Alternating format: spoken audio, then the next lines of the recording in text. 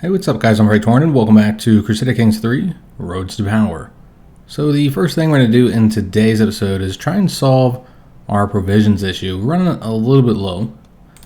So we're going to do the gather provisions first and see what we can get. And then after that we could try fishing, though I don't know if we'd actually catch anything and get some provisions. So 2 of the 4 options is not available because we don't have those 2 officer positions, the huntsman and the chief forager. So we can either do the learning challenge. I can find us some things to eat. 31% chance that would be successful. Our learning is not fantastic. Or with my snares, I shall feed us all. This is a prowess challenge, so a very good chance of success, and we find a lot more provisions as well. So yeah, 91% chance, and we failed. Of course we did. Wow, 9% chance of failing, and we still did. So we'll try fishing. We could rent a boat to improve our chance of being successful, but if we were going to pay for provisions, we could just do that in the local tribal holding. And remember, if we bring a key, we'll increase opinion with him, and I think we have a higher chance of losing stress. But neither one of those are really necessary. We don't have any stress, and we already have 100 opinion with him. So we're going to go with this option. Gives us the best chance of finding something, though, again, I think this is kind of like the opposite of what you expect. Yeah, I forgot about that, because it's based on your prowess challenge, and you have to lose in order to actually gain the provisions. So I'm not entirely sure why it works that way. So basically that was a waste of time as well. So all we can do is visit the tribal holding and then attempt to purchase some supplies here. If we wanted to honestly purchase these, it'd be quite expensive. Don't want to do that. Instead, we could just take some supplies. It's a martial challenge. We have a 75% chance that we'd be successful in intimidating him. 21% chance that, we wouldn't be successful, he sees through it, and then the provision cost will be increased for 3 months. 3% chance that the guards are summoned, and thus all of those penalties there. We could instead have our wife Thora use her intrigue to try and steal the supplies. 71% chance of success. I suppose we'll go with the intimidation just because it's the highest chance of being successful. Also fits with Magnus's character the most, though. I don't think he'd have any issue having his wife steal him instead. And we were successful. Alright, excellent. So we didn't have to pay anything. And we were able to refill our provisions to a degree. Obviously, still could use a bit more, but that's enough to do the refill men-at-arms. It's going to cost us 408 to resupply 204 soldiers. So now that we are able to refill our provisions without having to spend our money, we're going to go ahead and invest further in our camp. I had mentioned we were going to do this in the last episode. We have quite a few options. Several of these things are too expensive though. Obviously the pavilion would cost 350 to upgrade. The barber's tent would cost 180. So get some nice bonuses there, including increase in our passive income.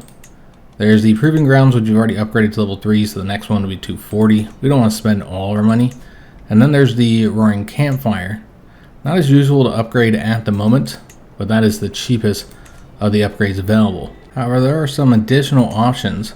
So you have some internal upgrade slots that you can fill. You'll see those on all of these here. The number that we have available is based off of how high a level it is. So if you get it up to level 6, you'll have more upgrades, though some of them can get a lot more total. So the proving grounds get a total of 5. We haven't gotten any of these yet because the best ones are very expensive at 240. Like, I'd like to get the surgeon's tools here. There's another really nice one here for 180, but that would not be available because we don't have the camp purpose of being scholars.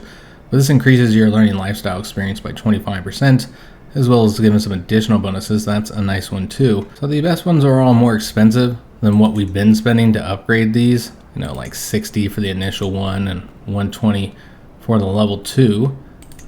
Or they just don't feel like they're worth the value what you're spending. So one of the ones I think we'll probably get is the Torturer's Tools. Allows you to torture prisoners, increases your natural dread. Most importantly, it gives the night effectiveness per dread. So this is 0.1%, and our dread is sitting at 85. So that should get us 8.5%. When you add in the plus 10, it would be 9.5%.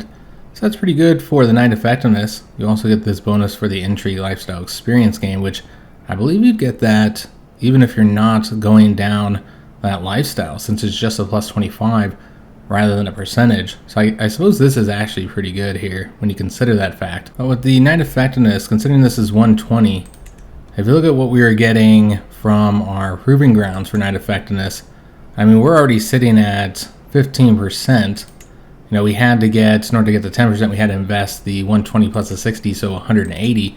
So a bit more than that upgrade. However, you also got the reduced men-at-arms recruitment costs, you got the increased size of men-at-arms regiment, and you got the men-at-arms damage increase. And this also unlocks the Master Arms. So honestly, I feel like going for the first 2 levels here, maybe even to the 3rd level, is a better value than getting the Torturer's tools. And it's the same deal with the other upgrades available for like the Proving Grounds. So this one here, the one we'd most likely go for, because most of these I think focus on a specific type of unit, so like light cav or camels or whatever. So for us, the best one would probably be the Personal Bounce. This will increase heavy infantry damage by +10 and the toughness by +10, and unlocks the heavy infantry captain. This will grant additional bonuses to your heavy infantry, so really powerful for the heavy infantry. So if you got like 2 of those men-at-arms, then that could be really useful. But just the regular upgrades here will get bonuses, the damage bonuses, and then the knight effectiveness for your whole army, rather than just one type of men-at-arms. And so when you consider the cost here, which this one's a bit more expensive than the upgrade to the Barber's Tent at 180, I do think you're probably getting a better value from this. If we had gotten the 2 heavy infantry units, I think it would have been the better option to get the internal upgrade, but because we have the archers, I think it was best to just be upgrading these ones for that men-at-arms damage increase for all of our units. Now, there are a few other things in here that we'd want to get, but either we can't because we don't have the right purpose. Like this martial study is fantastic, but you have to be a scholar or the legitimate purpose. Or there's something we do want to get, but again, they're very expensive here, like the lock wagon. So this would actually probably pay itself off eventually, because this officer increases the gold, prestige, and piety gain from winning battles and sieges, and then also mercenary contract rewards will be increased by 50%. So this one might, pay itself off fairly quickly. So I suppose you make the argument to get that. It would be 240, but if we continue doing the mercenary contracts, then again it would pay itself off pretty quick. Or you get the surgeon tools or the tortured ones. This is probably the best option here. I didn't really think about how much money that would bring in and allow us to, upgrade everything else quicker. It'd take us 9 months to get that done though. In the meantime, we can start moving over to here. We can just raise our troops up as well. Let me see how this guy feels about us. He really likes us, so we're pretty safe here. Yeah, let's go ahead and take this contract, help him out. He's going to lose the war otherwise. Hopefully we can get there in time before the siege is done. This is going to be 9 months. So let's go and raise up our troops here. And then see how long it would take to get over there by land. So it's only 3 months. And again, he's got a while to finish the siege. Of course, could go by sea, but then you get that 1 negative penalty. So it's just better to go by land. This would be a decisive win, as expected. Have an enemy ally just joined in the conflict. But yeah, we'll easily defeat these 471 dudes. Vastly outnumber them, on top of just being a better commander. Tried to leave too late. Should have got out of there much sooner. Alright, so we got ourselves a victory here, and that has flipped the war score over to 0. Basically just need to win 1 more battle, but you see that only gave us the 93 points. And sieges just give so much more. But yeah, that was a decisive win. And you think you get a bit more points for it. Maybe it's just that sieges give too much points. I don't know. Yeah, we'll go ahead and knock out this siege. I think that's the only location we gotta take. He does have his allies here, and they walked right into us. So that was a little silly. And so we were able to easily wipe them out. Got the plus 50% from battles now. Got an event here about ins and outs, so we've seen this one before. We can either demand to get lodging, gaining us some more dread. 64% chance that the hint is taken, and we'll only have to spend 5 gold to get this really nice bonus for 10 years. That's probably what we'd go with. Makes the most sense for a character. And it worked out fine for us. So they're just going to keep on throwing these troops into us with no chance of winning. That is 100% now, but I think what we're going to do is ransom this prisoner off. That'll get us 50 gold. So yeah, let's go ahead and do that. See if we can get that done before the war ends. We were able to. Excellent. That means that we're still at 70%, so we still have to do the siege. But I'd rather get the money. That 50 gold is worth far more. Because we don't pay for our troops, so you don't have to consider, you know, normally in a war, you have to look at it as, okay, I'm going to get 50 gold. Got that lock wagon completed. But you have to look at it as you're going to get the 50 gold. But how much money are you spending for your army being raised up? Like, is it really worth it to keep the war going longer? Generally, the answer to that is no, just because your troops are so expensive. But because we don't pay for our troops, it's actually a better option to go ahead and ransom them. So we're just going to see if we want to recruit this character. He's compassionate, temperate, zealous, really not a good fit for our camp. So I think we're just going to execute him. Gains us some piety, and we'll also lose stress. Not that we're very stressed out as it is, but this is how we roll, guys. Trying to build up that kill count. So once the siege is done, we'll have the war won, and because we got that one upgrade here, we'll now get some additional bonuses. I'm going to see if we can get that officer position appointed since we did just win the war. So let's go ahead and appoint a Master of Spoils, increase the gold, prestige, and piety gain. That's only from winning battles and sieges. So we'd have to finish the siege to get the advantage, which we already had 100%, so probably not going to. I don't know, we'll see. It looks like it's close to being done. So we have two characters here that would have an average aptitude, Ulfer and Ganupa. Not sure if I pronounced that right, correct me if I did not. He's 41, he's 45, so we're both around the same age. We do not have a bodyguard. I don't really know if our character needs a bodyguard. And if we were going to appoint somebody, a key would be the best option. He already has a lot of positions. Just seeing if there's, you know, one of these characters you might want to appoint there instead. Since again, we don't have to pay for any of them, so it's just a nice bonus that you get. But let's go and appoint Ulfer here. Give him a job.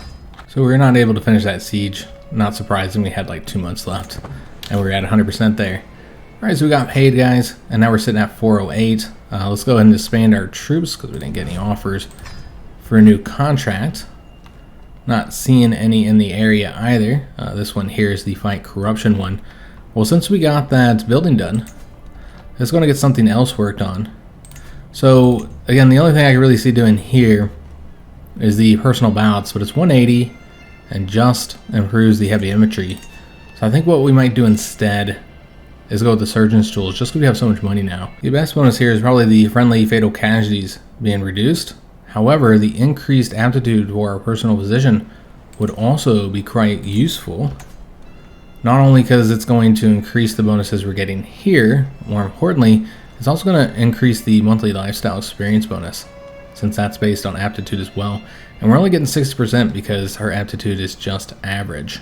Now I'm probably investing too much in buildings. We should be getting the next men-at-arms unit. So we'll probably do that as soon as we have a bit more money, do another mission, because I said we're going to do an activity, the Camp Revelry. This will get us more provisions, or could. Can also get you some contracts. I can reduce stress, but stress is really not an issue for Magnus. He enjoys his life. So I said we were going to do this, or the hunt. Could do that as well, just to get the hunter trait, since we don't have it yet. You know what, we'll do that first. It'll cost us 15 gold. Could of course spend more. You do have to hunt in the location that you're in, so it might be wise sometimes, if you want to have a really successful hunt, to move to a location where you think you could have good hunting, so like in the forest. For now, we're going to keep this where it's at. Yeah, we could spend a bit more if we wanted to increase our chance of success here. I can't increase your party size as an adventurer. You can only change the attendance. We're going to leave this at the default one of 15. Almost forgot to change our intent, which is to slay the beast. Or, you know what we could do?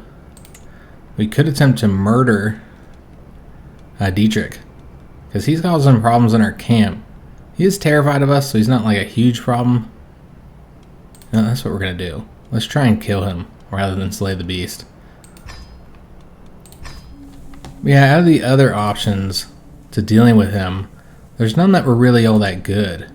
Oh yes, you do get this event every time you hunt as an adventurer, because you don't have the right to hunt in those lands. So basically you'd be a poacher if you hunt without asking for permission. So you can say that the Jarl will surely allow me to hunt. I think that's an option because he really likes us.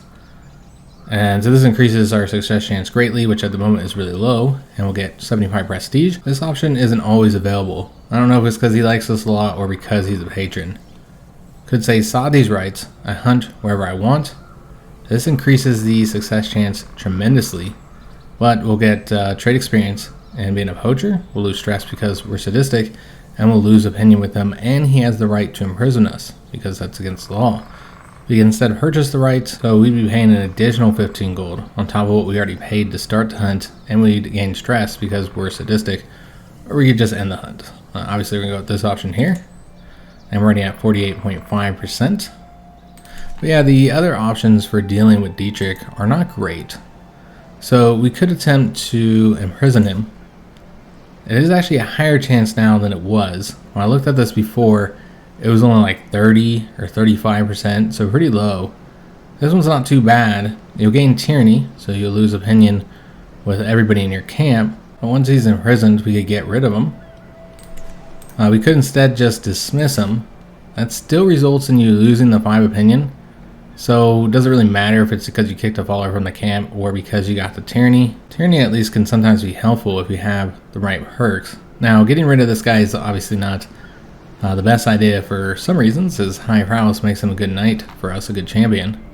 But yeah, I just don't know that we'd allow somebody who's, disrespected us on a number of occasions and just kind of act like a jerk, and we just don't like him.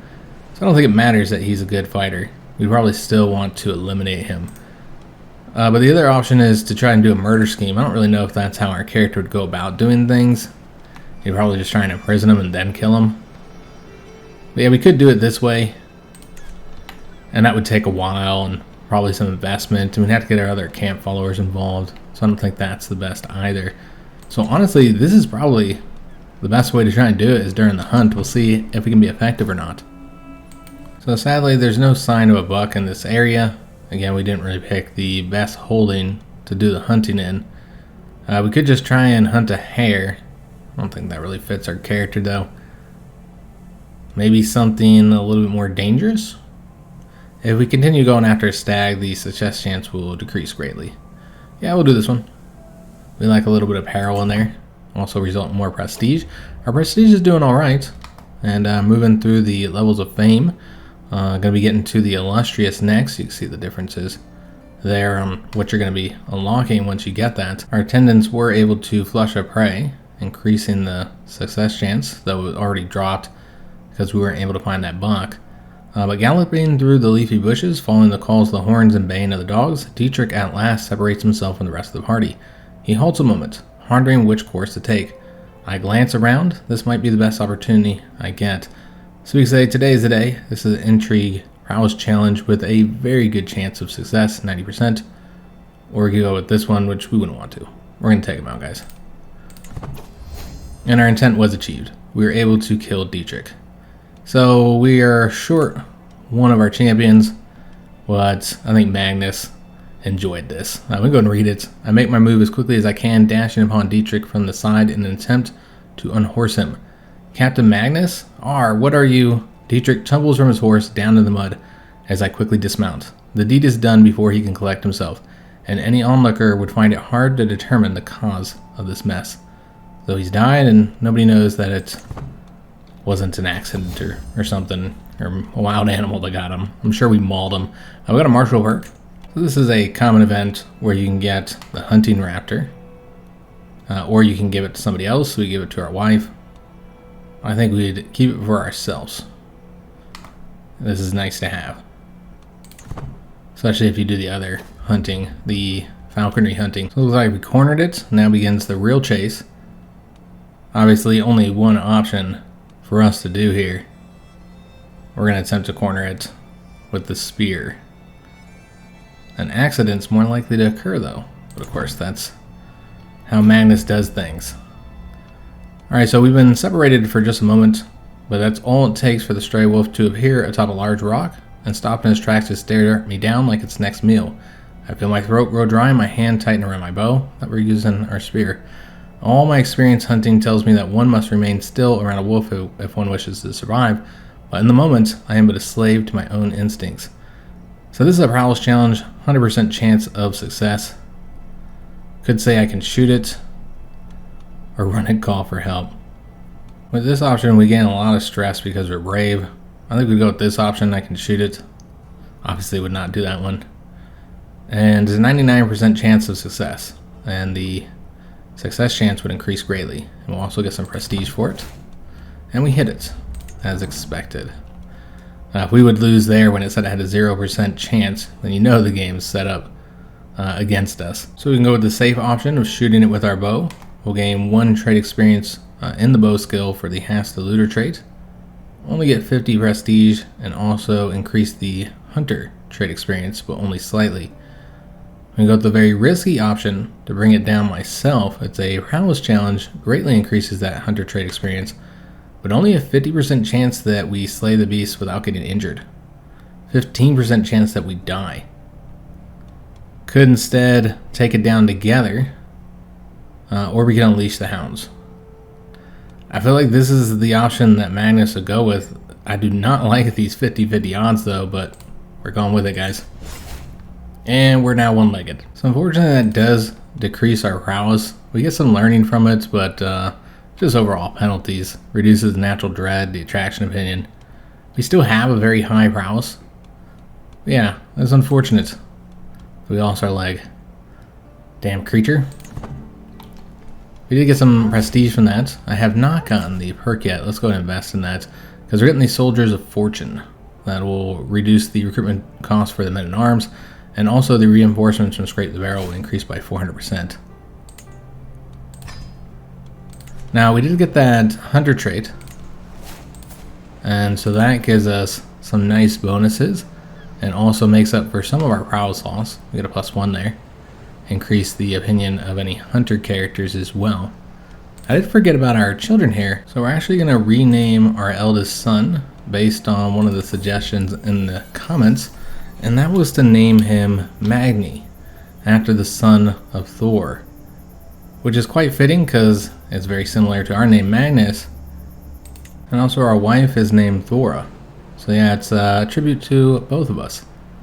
So our daughter now has her trait, she's curious. Okay, so that's unfortunate if we wanted her to go down to martial education, because she'll struggle with that. Because I thought about making her into like a really good shield maiden. So we'd probably want her to do either the learning or the diplomacy. I suppose we'll have her do the learning education. So we'll have the follower with the highest learning educator, which certainly wouldn't be us with our 9 learning. Seems Ulfer actually has the highest learning. But Irina, our personal physician, hers is almost as high.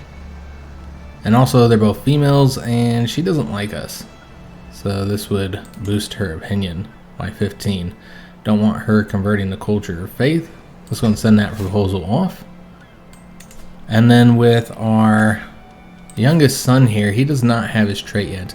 Now one thing I really like about our children is that our sons inherited our hair color, while our daughter inherited the red hair of the mother. So before we move on, let's make use of our prestige to make some requests. So I guess in this case we'll just get some provisions, we could use them. With this chieftain we will get gold. And then the last one here, we'll also ask him for gold. Alright, excellent. So as soon as we finish with our current construction, 5 months to get that done, could build something else, or we could do what I said we were going to do. We need to get our next men-at-arms unit, and we're going to do the Huskarls. So they're going to be 40 gold. They counter the spearmen and the archers. And I'm not sure if we'll be able to build them fully out. See if we have the money. Well, if we go completely broke, we would. That'll get us up to level 6, and then we can go ahead and refill our men-at-arms with 1,312 provisions, so quite expensive there. But now we have a total of 1,800 men. So let's go ahead and move again, and I think we're going to head over to England. So you can see that the Norse are doing pretty well here, expanding their territory. There's a plague, though, in Lancaster, so that's something to consider. You might want to avoid going over there until that plague clears up. But yeah, I would like to help them out. So with that in mind, let's start heading down. I guess we could head down to Denmark. Yeah, let's go ahead and do that. And I think rather than going all the way through here, let's go straight to this location across the sea. Going this way would take 4 months, so let's go ahead and customize our route so we go through the sea instead in just 46 days. Cost us 433 in provisions. And then once we get here, we'll go into the holding and see what all is available there. You know, we'll listen to the story. Won't be able to hire anybody because we're quite broke at the moment. Let's go into the tribal holding and the tavern. See what we can get from this story. It's a diplomacy one. Okay, so we'll go with that option. And just got that +6 diplomacy. There is an intriguing hooded figure here. Oh, that's the Jarl. So Sigurd Snake in the Eye, another one of these supposed sons of Ragnar, is in trouble. And then there's the seating tax. The Norse ruffian remarks with a wry smile as he motioned towards the hooded figure's chair. That's an additional bit of gold, certainly. The hooded man immediately stands up, and as the hood drops, I recognize him as none other than Jarl Sigurd. This is an outrage, the Jarl exclaims, clearly flustered. Don't make me inquire with my business associates, the ruffian threatens, and the situation grows increasingly tense. So we can say I'll settle his tab. We'll lose 25 gold, but the Jarl will become one of our patrons. We'll also get a weak hook on him. Could form a friendship with him. Instead, we could say, want to take this out with me instead. This is a martial challenge. Probably more likely what we'd do rather than pay the gold. Despite the fact that we're now one-legged. And you know what, I'm not entirely unhappy that he's one-legged. I know it decreases his prowess, which I wanted to see how high we could get that. So that's obviously a negative. Once we get rid of that wounded trait, the prowess will go back up to 39. That's that scar we got going across our face right now. That animal really messed us up, didn't it? But anyways, I kind of like the idea of, you know, him being a criminal and only having one leg. So we're going to go with this option. And we're able to save him, and we're closer to forming a friendship with him. He's also just more friendly in general here. We got a hook on him too, so we can make use of that. So the tensions are still high when I leave Sigurd in his predicament and make my way back to the center of the room. Alright, so let's go ahead and head back. So we had an interesting little unique event there from going to the tribal holding. So we now have a couple different options for interactions here, requests that we can make. So the first is the chieftain over here that we did work for a while ago. Might just go and get the provisions from him. We actually do need provisions. And then we could also see what we could get from our new Jarl friend here. We can get 43 gold or additional provisions. Rather than get the gold, we could arrange a marriage for somebody in our camp, because he does have some available options here. He has his daughter. She's only 18, but she has the same name as our wife, so that'd get kind of confusing. But there's this other character, she's 28, so a bit older. And she does have the good intrigue as well, so she could be useful. She's lazy, vengeful, and brave. So yeah, I think we could arrange a marriage with her and somebody in our camp. I want to find a spouse for a key, since he's a giant. However, with her being 28, I'd prefer to get a key like a younger wife, so he has, you know, a higher chance of having more children. So we'll look for a spouse for him somewhere else. And Ulfr is also kind of a good friend, in a way. I don't think we actually have the friendship with him. Not yet anyways, we don't have any friends. Let's go and arrange a marriage for him and her.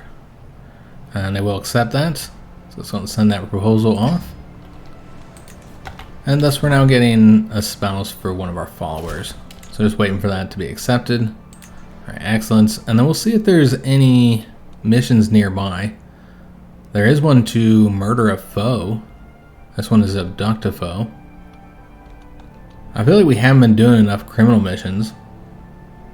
So you know what? Let's go ahead and do that. I know we're kind of going back north, but I'd like to do another criminal contract. I think we've only failed at the criminal mission so far.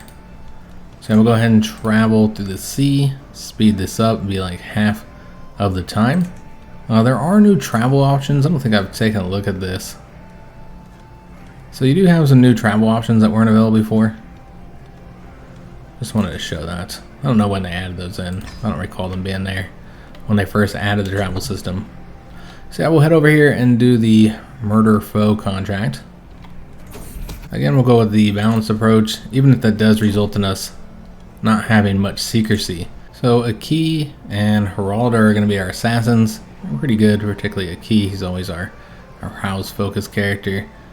We've got a decent reduction of the scheme phase length here, down to 15 days. Could be a little shorter, but not too bad. And our lookout is going to be our wife, Thora. She's going to really help us out with this so that we can increase the secrecy up to 60%. So it's nice that we have her on the team now. So we're going to need to get to at least the 5. That's 83%. 5 advantages should be enough, you would think. I don't know, we've had really bad luck with this. So you could make the argument to go up to the 88% to try and ensure that you succeed. But remember, the longer this goes, the more likely it'll be discovered. So I think it's best to try and get it completed as soon as possible. I think we're already almost at 5. Our wound was healed. Excellent. So now that we have that upgrade, you can see that we're now getting an 8% increase to the monthly lifestyle. Not a huge bonus, just 2% more. Which will also be better just at our job. Might have helped heal that wound a little bit quicker. And so now our prowess is still extremely high, despite the fact that we only had the 1 leg. We're at 39. Almost there. There we go. So let's go ahead and execute the scheme. The secrecy is actually increased. Oh, you know what? We are not at the full potential yet. That almost never happens. I guess because it's so high, the potential is.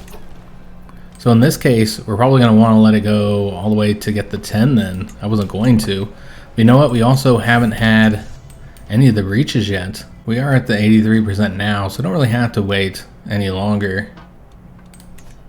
I guess it would take a long time. I think we'll just go ahead and execute it. And Geralda is actually wanting to leave to join the Varangian Guard. We could say go with Tyr's Blessing, but we don't really care what he wants. Yeah, Magnus wouldn't care at all. So we're going to go ahead and forbid him from leaving, and thus he's going to be angry with us. But he'll get over it. Yeah, let's just go ahead and execute it, guys.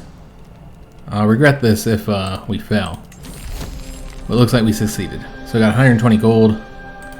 Increased our provisions. Also got 10 trade experience in the Marauder part of the Galsbait trait. So we're now known as a murderer. That decreases the general opinion by 15. And then we got the Marauder trait here in the Galsbait. That increases prowess by 1, also decreases general opinion by 4, but you get that courtier and guest opinion plus 4 to offset it. So now our prowess is back up to 40 here. So now we're heading back home. Got a little bit of money, but not enough to really invest in anything. We'll see if there's any nearby contracts. This one's quite far. We'll probably just go on the move again. Now it seems like all the contracts are in the north. We could attempt to abduct a foe, another criminal contract there. Somebody we've already done a lot of contracts for, though. It seems that the plague is gone here. So let's go and start moving over there. I guess we'll stop one more time in this location before we get there. I wonder if going by sea would speed this up at all. Currently at 36 days, yeah, it'd be 19. So let's go and do that. It is always risky going at sea, of course. There's a higher chance of negative events happening. So let's go into the tribal holding. You can see we do need some provisions, so you might want to take a look at those options. Go to the tavern first, hear that story, maybe get an increase of martial. We did not, unfortunately. We can see if there's anybody to recruit. We do have money. Let's go and take a look at these characters. So we got a 57-year-old, another giant, 47-year-old giant. He's an experienced torturer as well. He's sadistic. Perfect fit for our group here. Another old man. I feel like this guy is the one we're going to hire. As far as his traits go, great prowess. Everything else is just okay, except for the learning. So he'd help us with the learning missions.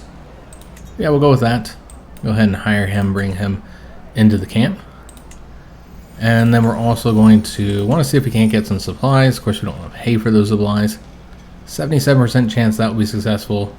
Seems that doing the intrigue option with our wife would not work out. So we'll go with this. And unfortunately, it didn't work out. She saw right through our threats. We don't have the prestige to look for any contracts. So we're going to go ahead and leave. So moving to England is going to cost a lot of our provisions, and we're running a little low. So we could see if we have any requests we can make. So it seems that new follower we got, so I didn't notice this about him. But yeah, he's a witch. And so therefore we could imprison him, or we could just harden him, which is what we'd want to do. And that will increase his opinion by 15. That gets rid of our imprisonment reason and our execution reason. I don't see any reason why we'd want to imprison him. We get along great. So now we have a high opinion with him. He's also terrified of us. Probably all of our followers are terrified of us. Alright, so yeah, I suppose we'll move over here. Again, this is going to be expensive in the provisions, 904. And so we're starting to run low on provisions. So it's funny because we just arrived and already our son Magni has learned the language. Very strange considering the fact that we got here like a day ago. So he's a very quick study. So we can't do the gather provisions until 883. So we're going to have to visit the castle holding again. And we would have done this regardless. And you notice that there's a new option now. Since we're no longer in just a tribal holding, we can have a look at the castle here.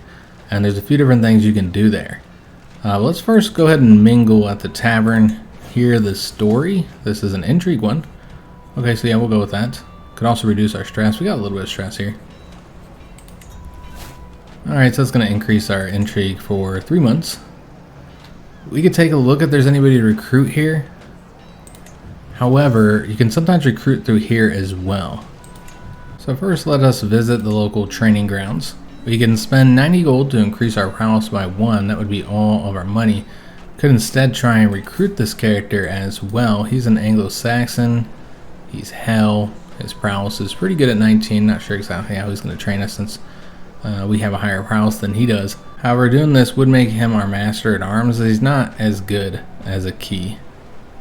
So I think we might just spend the gold. I know I wasn't to recruit somebody, but I'd prefer to just get the increased prowess, even if that does leave us broke now. So we got no money. We could take a look at these options here, but generally you have to pay them all. We can also play a round of dice here, but we only have a 44% chance of winning, in which case we get 30 gold. So these might be decent characters to recruit, but not really an option since we're broke. So we'll turn to the castle grounds, and then we're going to want to go into the supplies and see if we can't get any for free since we don't have any money. So 77% chance that we're able to intimidate her into giving us 1,283 provisions. The intrigue challenge is actually even better. 85% chance that our wife gets us a lot of provisions. So let's go with that. And that fills us up. Alright, excellent. That worked out very nicely. Alright, so there are several missions to be done here. We can support a faction here. We can fight corruption. This would require us to help in their civil war. There's also a criminal contract, though it is a diplomacy scheme, so I'm not sure how well we would do at that. It really depends on how good our followers are. And then there's the hired muscle martial scheme, which we've already done many times before. So a lot of different contracts for us to participate in. Well, that's going to have to be next episode, because unfortunately this one is over. So I hope you guys did enjoy it. We had a lot of things happen. We lost a leg, but still our prowess is looking pretty decent. Our son is currently 6 years old. Let me see if our youngest has got his trait. He does. He's curious. Okay, so if we were to set education for him, it would have to be one of these two, considering the fact that we already have our daughter doing the learning education. I think we just have him do the diplomacy. Kind of a shame because I wanted to do another martial character here, or even an intrigue, but I do prefer having them go with the route that they're going to do best at. So we'll do the diplomacy education, in which case we probably don't want ourselves to educate him because we are really bad at diplomacy. So Ulfr, our master of spoils, has the best diplomacy. He also has really good learning, which is quite important when it comes to teaching. So he would be a better option than the giant here, despite his high learning. His diplomacy is just too low, and the learning is not as important as the main skill. So yeah, let's go with the character Ulfr here. That'll also increase his opinion by 15, not that we really need to increase his opinion, he likes us quite a bit. So make sure that all of our children are being educated. And I think that's probably going to be it for our kids. Maybe not, we could always have more, because she's 34. It also makes sense for us to get ourselves some concubines. So we might want to see if we can't find another lady out there. But I do want to get some of our other characters married, particularly those giants. Try and get some giant children walking around the camp.